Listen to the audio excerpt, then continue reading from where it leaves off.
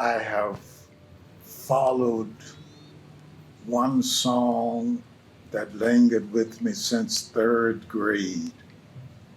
If I can help somebody as I travel along, if I can cheer somebody with a word or a song, if I can show somebody who is traveling wrong, then my living has not been in vain.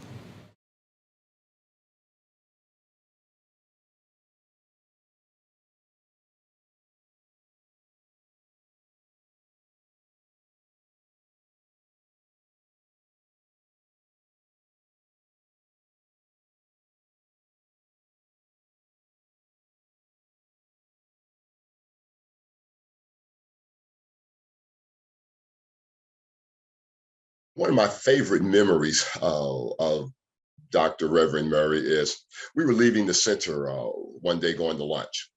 And as we were walking across the street, going to the restaurant on the other side of Figueroa, as we were crossing the street, a lady stopped her car in the middle of the street and jumped out and then started screaming at the top of her voice, "That's my pastor, that's my pastor." Now, I don't know when the last time she saw him or the last time that he had seen her, but the conversation she had with him really did bring to my mind the integrity and the love that Reverend Murray has, not only for the membership of First AME, but also the city of Los Angeles. And one of the conversation that she had with him was she was thanking him, for he had already retired from First AME Church, and her son was in the system up near Victorville, at the prison in Victorville. And she said that he picked her up at 3 o'clock in the morning and drove her up to the prison so she could visit with her son because she did not have a car. And one of the requirements was she had to be there at 5 o'clock. And that right there, it just tells you, the type of person that he is and the commitment that he has to the gospel, the commitment that he has to the work that God has called him to do, and the commitment that he has, for the love of the people. Watching Pastor Murray at FAME was really extraordinary.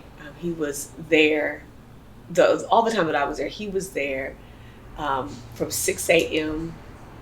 To 7, 8 o'clock, 9 o'clock sometimes at night, literally sun up to sundown. And he really was committed to serving the local church. Reverend Dr. Cecil Murray married me, baptized my children, hired me at FAME Renaissance. I watched this man, as the city was burning, literally bring peace, feed people, clothe people, house people, provided jobs, financing for small businesses, housing for those who could not afford to rent or to own, provide loans, provided transportation for 1 million people a year.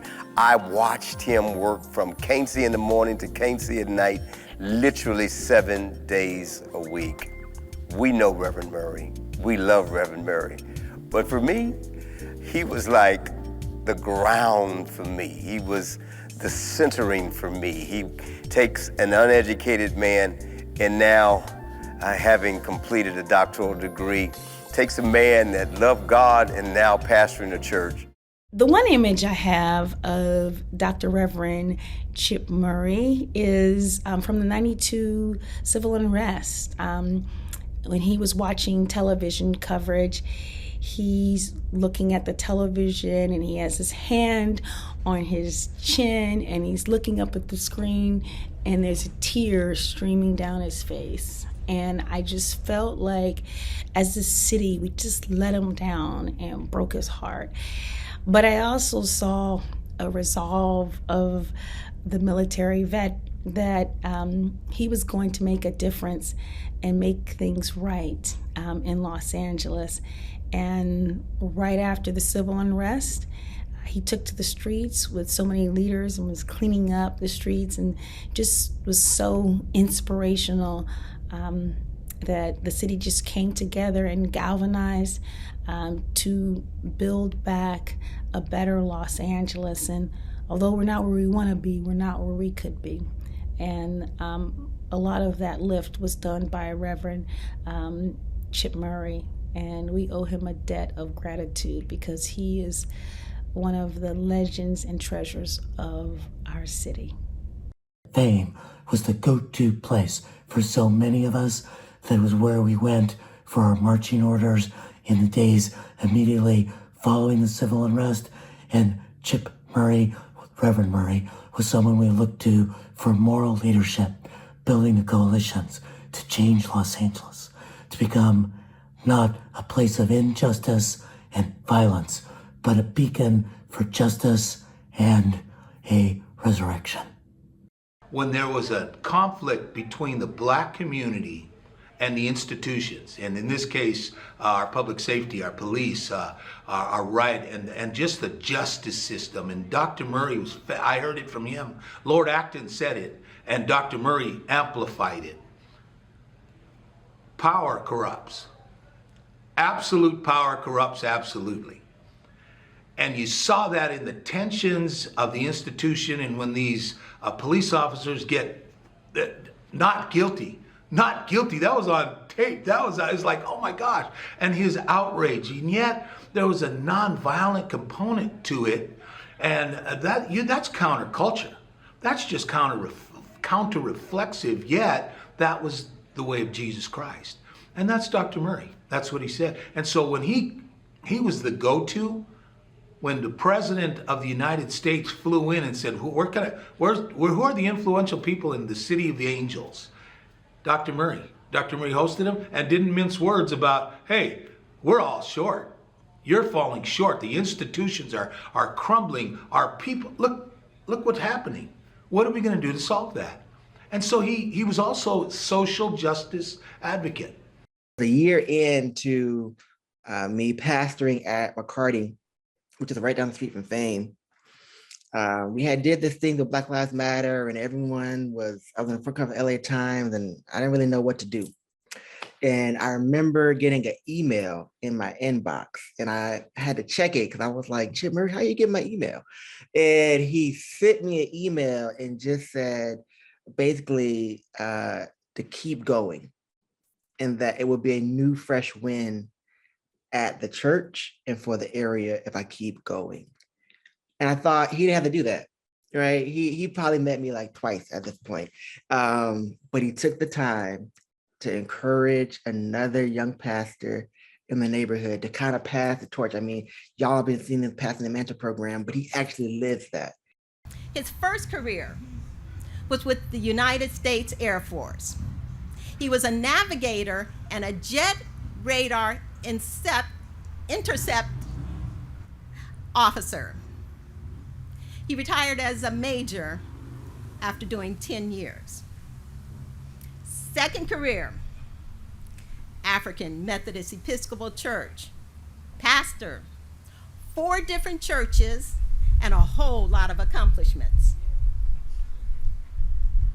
Third career, USC. I know he held the chair of the Tansey chair of Christian Ethics, and also he was the chairman of the Cecil Murray Center for Community Engagement. He had a lot of other titles, I know, and he did a whole lot of accomplishments. That was 17 years. So if my math is right, that's 67 years. Both Mahatma Gandhi and Chip Murray represent to me the essence of Christ's most challenging teaching, to love your enemies. Because just like Gandhi, Chip Murray was also targeted by haters, detractors, violent extremists, and in his case, skinheads who actually made an attempt on his life. And when I asked Chip about 10 years ago how he could love the people who tried to kill him, he told me, quote, "To love because of is fine, but you also must love in spite of." So after the skinheads failed in their attempts to shoot me, I met with them and we talked, we embraced, and we wept. In our hearts, we are all fellow human beings, and under the skin, all people are kin. You don't return hate for hate. Love is not punkish. Love has strength too, but love is willing to take the blow rather than returning the blow. Chip Murray models that kind of love for all of us, the kind of transformative love that can change the world. He gives us hope in the power of love, and he gives us strength in the power of us. You would challenge us whenever someone came in your office to see to their needs and make sure no one felt like they went unseen. And Pastor Murray has this mastered so well, even to this day. There are people that believe they are his only son or daughter. Y'all know what I'm talking about. Well, I'm his daughter. Yeah, you're number 1,572. But that's how well you had that master. And it was your ability to see the needs of this city, of this state, of this nation. And by the prophetic anointing in you to do that with grace and class in a way that I've never seen before, and I believe so many have not. And so on behalf of the pastors in Los Angeles, I want to say thank you for teaching us how to lead well and to marry the work of faith and pastoring and spiritual work and the work of community development, civic engagement, but really seeing the needs of the people that we pastor and not allowing ourselves to get a big head, because it's never been about us. It's always been about the people that we've been challenged to see. A memory that really stands out, however, is that once you were here at USC, I took you to Rwanda with my wife Lorna, who's here, and we met with a gathering of widows after the genocide that happened there in 1994, many of whom had lost almost all of their family, many of whom had been raped. And you spoke just for a few minutes to these women, but what you did, you took the equivalent of $5. It was a 5,000 franc note out of your pocket, and you wadded it up and you stomped on it with your foot. Then you picked it up and unraveled it, and you asked these women, what is the worth of this bill that I have in my hand? And of course they said, yes, it's still worth 5,000 francs. And your point was, and I think it's a point that I've heard in many of your sermons, is that we all have equal worth regardless of how we have been stomped on. And that is just a message that comes through repeatedly. Reverend Murray, your work will continue because of the thousands and thousands of people you've inspired, because of the truth in the work, the goodness in the work, and its abiding message. The center is ahead of the curve. We're going to continue to look here. I think it's an amazing place. Leadership training, inspired cooperation and collaboration, just at another moment when the country has been increasingly polarized along political, cultural, and religious lines. We will continue to swim against that current. Through the work of the center, Reverend Murray has mentored such an amazing network. And as we all know, that's how you pay it forward, through all the people who have learned from you and become change makers in their own way. When I first met him, that was in 2007, and I was a part of the Passing the Mantle class. And we would get to class, we were supposed to be at class at 7 o'clock. And every morning when we got there, he was there with that shirt on crisp, tie with the dimple, shoes were shine, pants were pleated, jacket was smooth. So that third day, that Wednesday, we all got together that Tuesday night and said, we're gonna beat him to class this morning. We're gonna beat him to class. So we got up early, got ourselves together, went and got our breakfast. We're gonna sneak in at like 6:45. We get there at like 6:45. There he was, sitting in his chair. Shirt crisp, tie dimpled, pants pleated, jacket smooth. Dr. Miller called integrity. Integrity. I've always said that you are our generation's Moses. You're our generation's Moses. And the word says that, and I've expressed that to Najuma, He said that I'm not going to do for you what I did for Moses, but I will be with you as I am with Moses, as I was with Moses. And Doc, you're going to be with us forever. I love you, Doc. I would not be the preacher. I would not be the man. I would not be the father. I would not be the husband. I would not be the community activist that I am if I had not taken that opportunity and that chance to go through the Cecil Murray Center. I love you, my brother. God be with you until we meet again.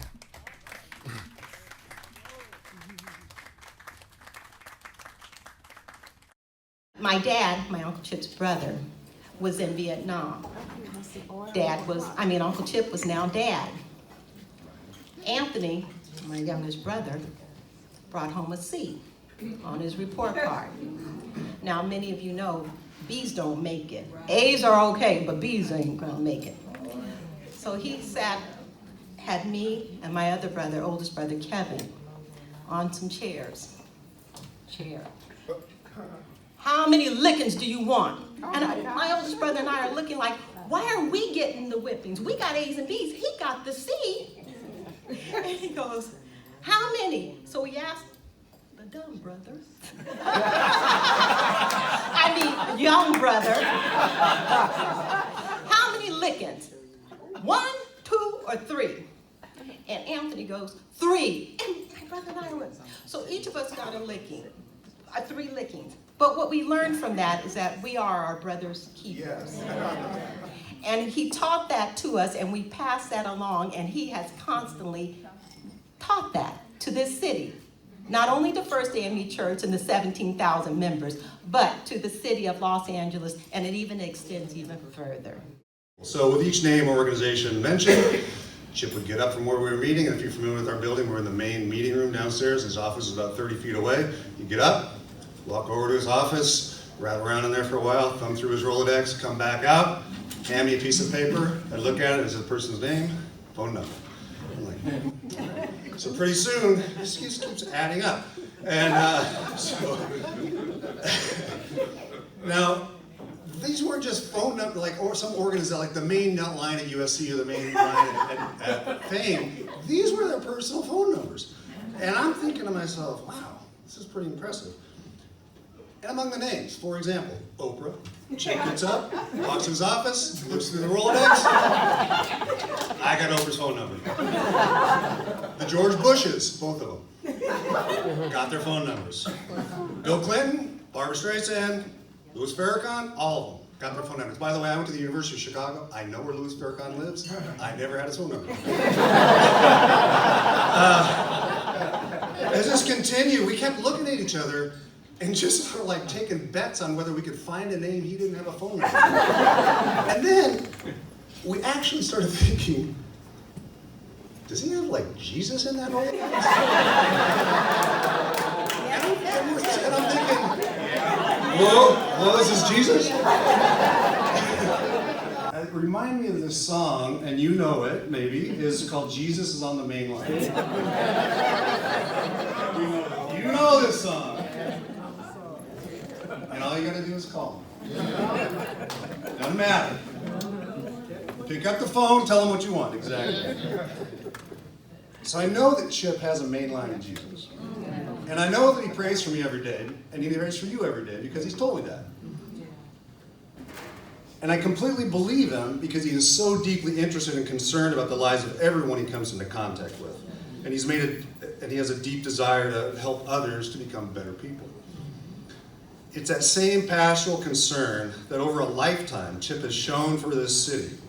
He has literally put his life in danger in order to bring about peace in the city. He has worked tirelessly for justice and change, not just because that is the right thing to do, but because that's how he conceives of being a pastor, serving the place where you are called. His influence here is legendary, and he's as modest as his legacy is huge. I was asked to call his office, and dutifully, though nervously, I had his number on a Post-it, and I dialed it up, and I asked for Reverend Murray, and I'm transferred to him, and someone on the other end goes, "Yo, Murray." And I tell him why I'm calling, and he says, "Yo, Brenda." Answering to Brenda, who's in the back. And assuming that I had been put on hold, I yelled to my office mate, Tim, "I just talked to Reverend Murray." And then slowly on the other end of the line, I heard a because I was not on hold. Reverend Murray's power is that he invites you, me, all of us, to become what he believes we actually are, which is better than we truly are, more selfish than we actually act, more generous than we may even want to be. Reverend Murray loves us because he channels and reflects divine love. And when we pour out the coldness of the world and the failings and the doubts and our trials onto his conference table, he takes us and he warms us with his smile and his words. Maybe even a little bubbling chuckle to help us remember who we are. And we realize that maybe we can be who he thinks we are. And he will laugh this praise and say, "No, child, preachers are a dime a dozen." He won't accept it when we say it. But we all know that if we had more preachers like Reverend Murray, we would be very rich. A lot of us are coming, looking, and searching for the it factor, because we all knew that Chip had the it factor. And the reality is, we all come oblivious to what really is going to take place. He teaches us what real ministry is like. We didn't have no theological debates, no hermeneutics, no hermeneutics, no how to pull it, no organ, how to follow the organ and stomp. He taught us how to love people after you broke a sweat. And the reality is, this center and what he was able to give was an incubator for a lot of us. A lot of us, you don't know what we're really going through. Some of us are in the center or at the center in our lowest points, in our lowest state, and his handshake, his hug, his encouraging word, his pat on the back, let us be able to go home to our families and congregations and keep on keeping on. And I just want to say thank you, thank you, thank you. I had a chance to meet him personally when I went through the USC Passing the Mantle program with Pastor Mark Whitlock. And that program was really transformational for me as a preacher and as a pastor, learning about the community, learning about the importance of civic engagement. And then after that program, Pastor Murray graced me by coming and preaching to our congregation. And when I tell you, they thought that we had really arrived when we had Pastor Cecil Murray to come and to preach to us, and he did an amazing job. Such a humble man, such a kind man, such a giving man, but such a giant in the faith and in this city. And so for me, as a woman in ministry, as an African-American pastor, I am just so excited to be connected to his legacy in some small way, to be able to live out a lot of the things that Dr. Murray taught us. The humility, the kindness, the grace, the importance of ministry. Those are the things that I know and will forever treasure about the relationship and about knowing Pastor Cecil Murray. We used to spend a lot of time in his office at USC just chatting. And one thing I loved was, he just about always would make time for me. And he would be meeting with all these world leaders and people traveling and raising money. But he would still just sit there and, just have a conversation with me. And when I did my doctoral work at USC, he was on my dissertation committee. And one thing that he said that I remember was, if he was quoting John Wesley, and he said, "If you set yourself on fire, people will come and watch you burn."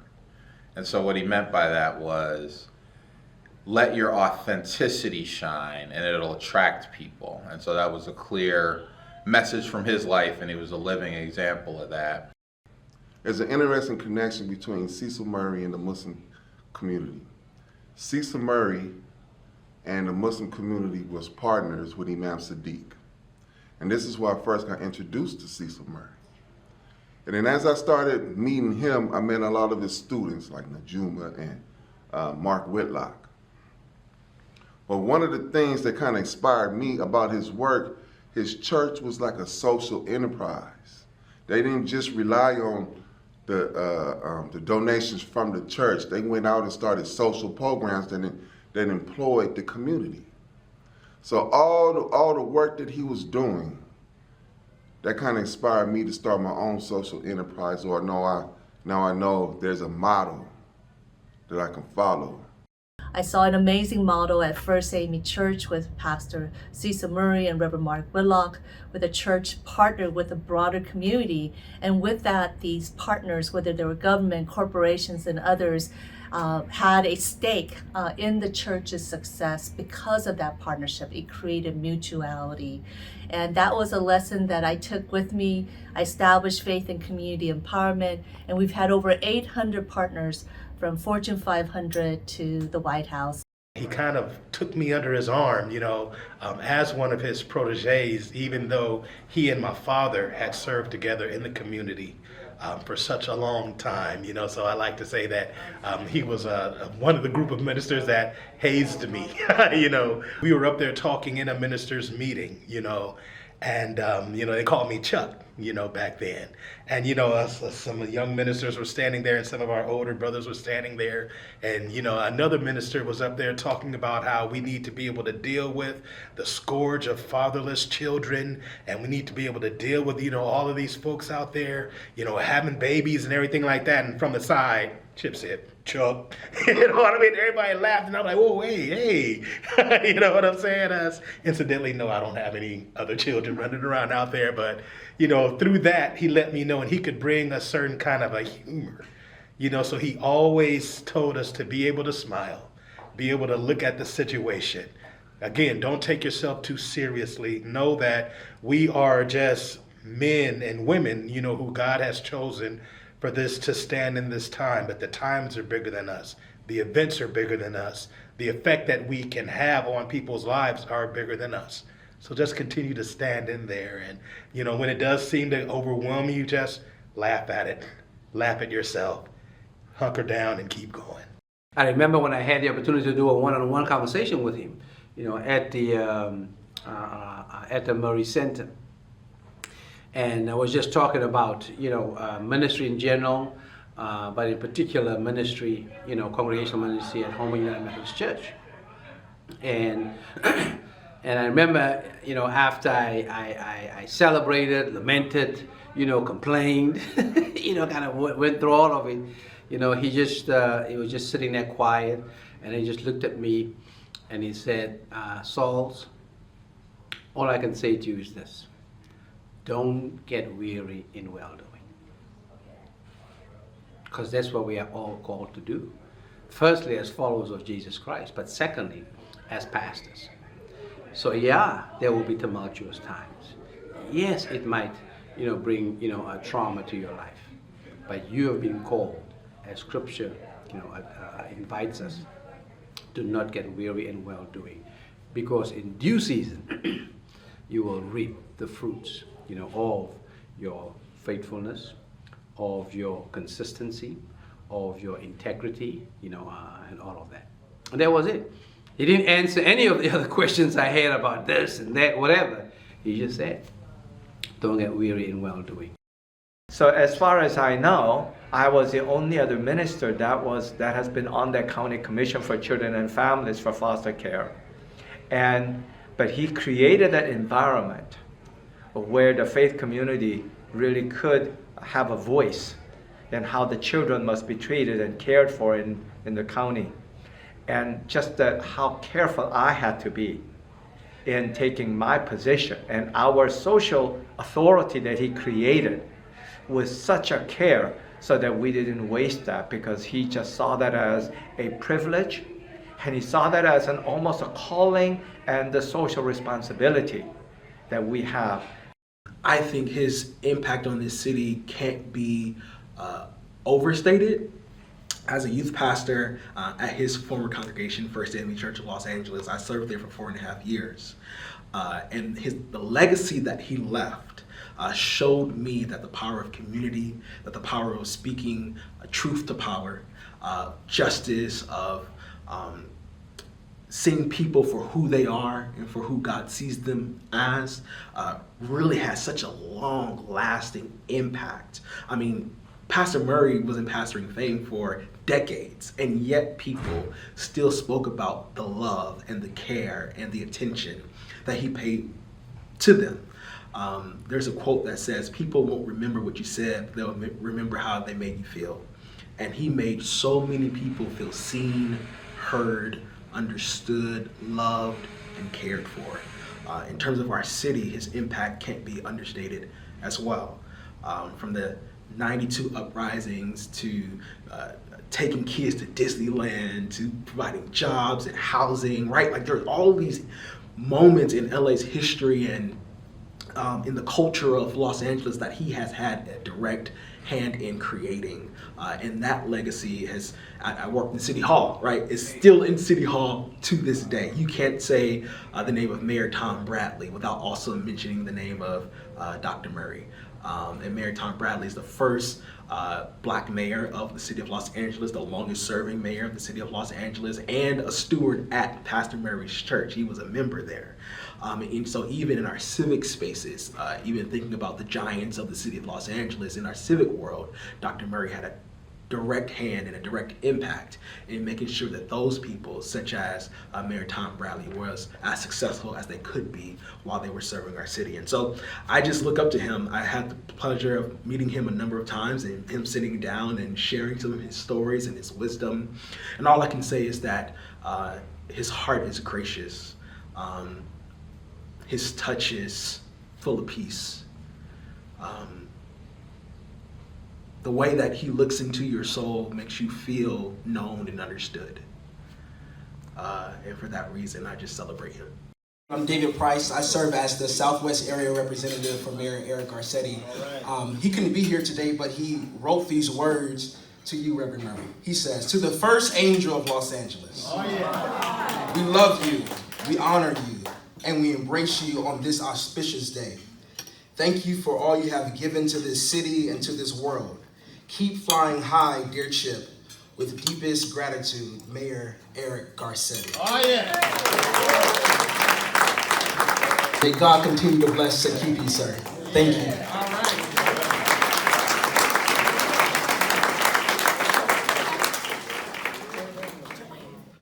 Reverend Murray, whose spiritual leadership has been so much discussed tonight, has been a bridge across communities in our city like no one else.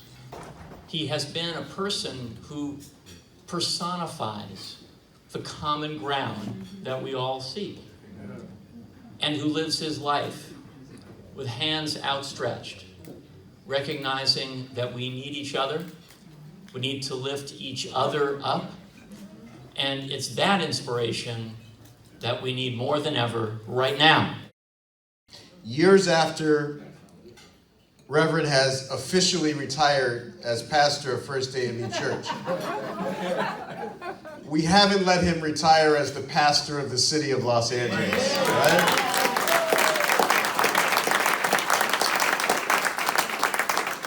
And as a result of his discipleship and as a result of his leadership, this city is a place where I can say on the big moral questions of the day, when we have our debates, even though he doesn't have to actually show up to the meeting now, this is when you know you've done your work. He doesn't have to show up to the meetings now, but his fingerprints are all over the conversation, right? And so when we discuss homelessness in the city of Los Angeles, the people who say, let's lock them all up and throw them in a warehouse, those people are ashamed to come out and talk in public, right? Because the moral tone has been set for the city of Los Angeles for now and for generations to come. No one has their fingerprints on that more than our own Reverend Chip Murray.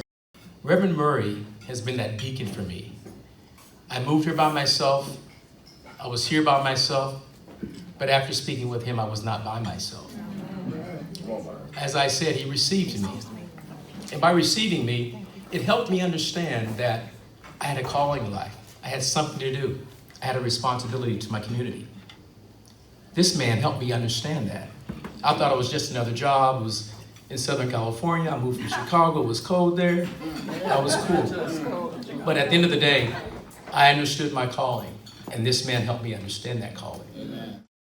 Let me tell you what he taught me and what he did for my family. I believe without pause or hesitation that there is power in prayer. I received that one phone call that a parent never wants to receive. That call that says, Mr. Wesson, I have 2 of your sons at emergency at MLK Hospital. They have been in a serious automobile accident. One of my sons, they didn't think he was gonna make it. And they had him in intensive care with a tube down his throat. My wife and I, literally, they made a bed for us at the hospital. Pastor Murray, uninvited, without warning, shows up with Pastor Whitlock and 2 other ministers, and they sang and they prayed in intensive care, where you supposed to be quiet. There were people all jacked up in there, and they just singing. You would think you were at a church service. 6 hours later, they removed the tube from my son. And because there is power in prayer, about 12 years after that, at First AME, where he was the pastor, he stood next to me as I married my son, or I officiated his wedding ceremony. I'm glad you knew what I meant.